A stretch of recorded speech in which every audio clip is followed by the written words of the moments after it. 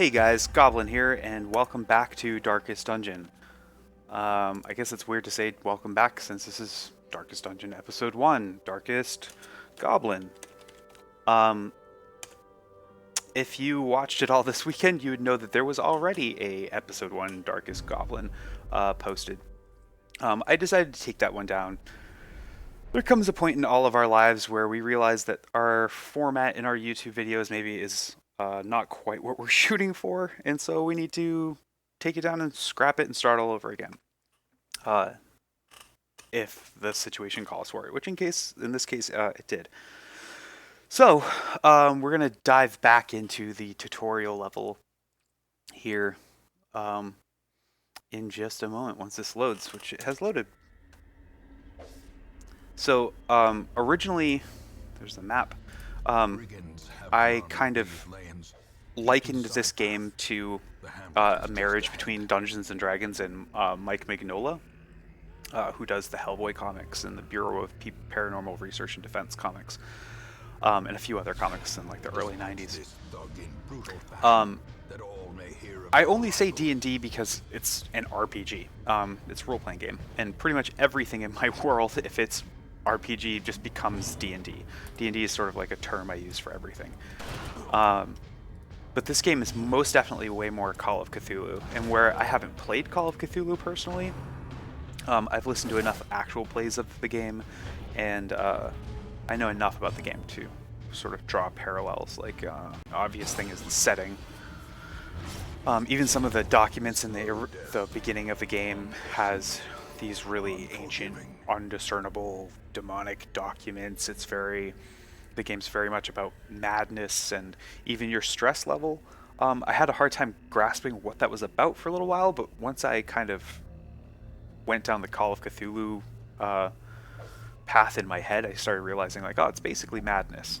It's a way of tracking like how insane your character is becoming because they're of the environment that they're in or the things that they're experiencing, and what that's doing to them psychologically. So now that I've kind of drawn that parallel, it's super interesting. Alright, let's get rid of these guys.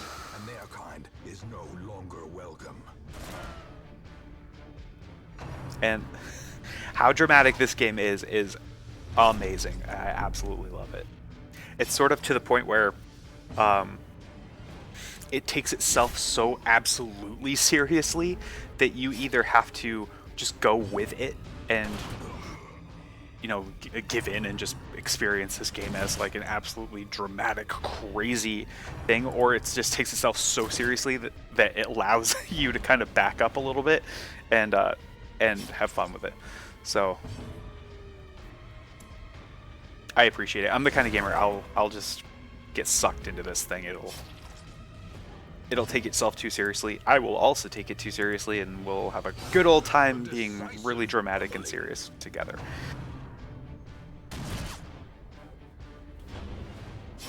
The bigger the beast. I love these character designs too.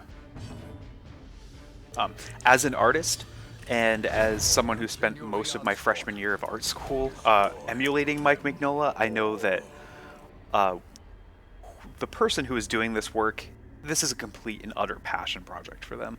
This game is just absolutely beautiful, and the person who's making all of these art assets is just absolutely in love with what they're doing. And it's really fantastic when things like that can come through really quickly. You get a quick read on that. Health Stone, that's helpful. That's great. Greaves. Emerald. Green like Molten Envy. Fantastic. Let's take that. Alright. So we are going to go to the hamlet now.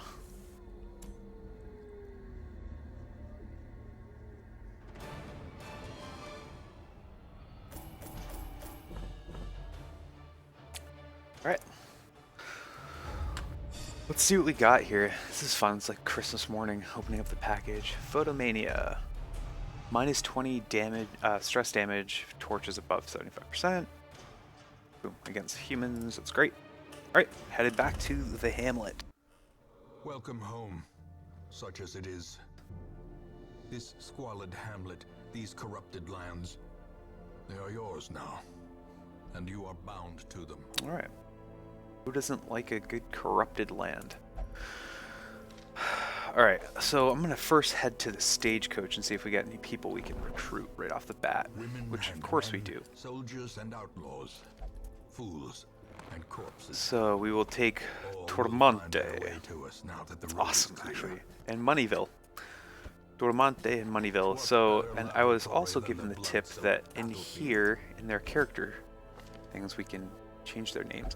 I've been dying to change this guy's name to Chamber. I don't know if you guys are familiar at all with X-Men. But Chamber, I think he's a Generation X character. Somebody will correct me if I'm wrong on that.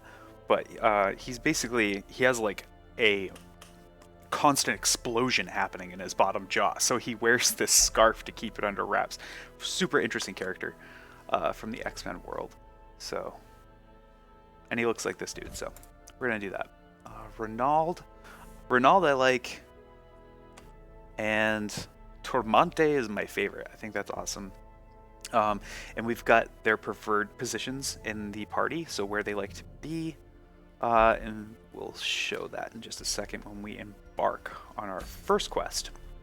A mecca of madness. and So, morbidity. when you're putting your party together, Work begins. in the character sheet, basically, you can find their preferred position. So, Renaud likes to be in the front, so we're going to stick him right in the front. These guys, you can see where they like to be, and it also shows the target that they can attack from the position that they enjoy being in. Their favored positions.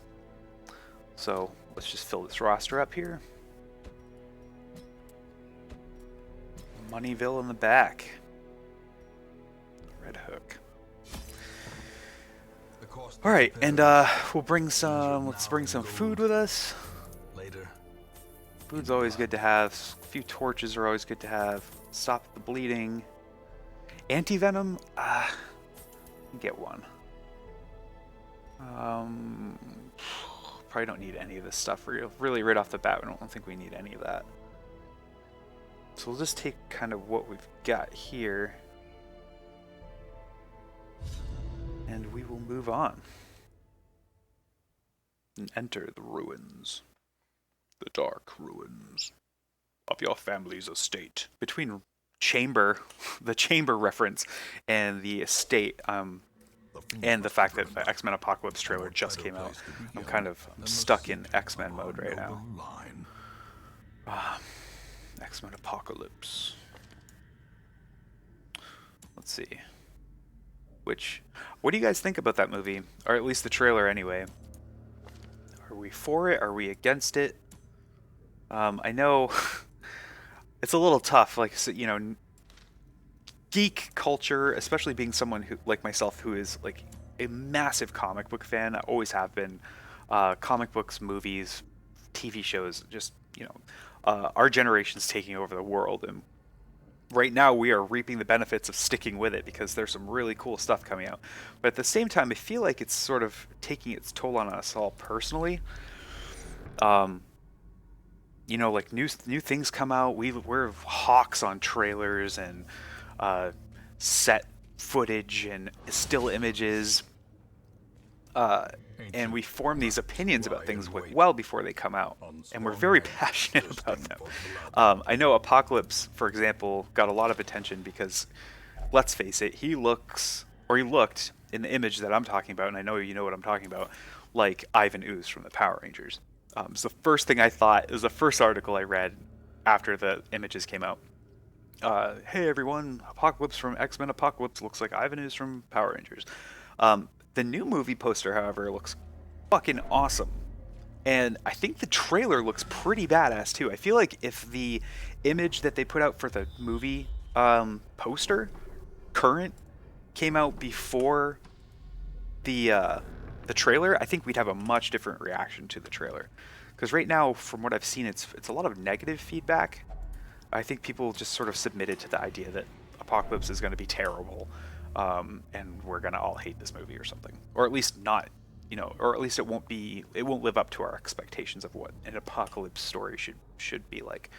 But from what I saw in the trailer, it looks pretty awesome. Ask me if I'm really excited about Mystique basically filling in the shoes of Wolverine. Not so much. I'm a big fan of Mystique as a character. I'm a big fan of Wolverine as a character too, but I think that they both can be a little bit I don't know if I'd say overutilized. Mystique definitely, but I think that's just because of who's playing her in the movies. Jennifer Lawrence is obviously a huge fan favorite as an actress, so she's going to get a lot of attention. Hugh Jackman plays an interesting Wolverine, and people seem to really love him. So it makes sense that he's sort of dominated those movies. But it's nice to see an X-Men trailer without Wolverine, without Hugh Jackman, because it kind of gives it more breathing room to be an X-Men movie. But in the trailer, it's sort of there's so much mystique happening that I'm like, are they not going to allow the X-Men to have the breathing room to be a gigantic group of super mutant people? Or what? What's happening with this? So it'll be interesting either way. I think the trailer looks really great. Archangel looks really cool. Storm looks fucking awesome. And I'm really glad that they're going back to the young original X-Men. No Iceman. They've got Angel, Beast, Cyclops, and Jean Grey. Obviously, in that timeline, Iceman spawned much later. It would be pretty cool to have all 5 original X-Men in a movie, but that's not going to happen, so that's okay. So let's change these positions back up since we got all surprised and turned around in the last battle. I really want to clear this dungeon. I want to get out of this dungeon so I can move on to the next thing and see what else is coming up.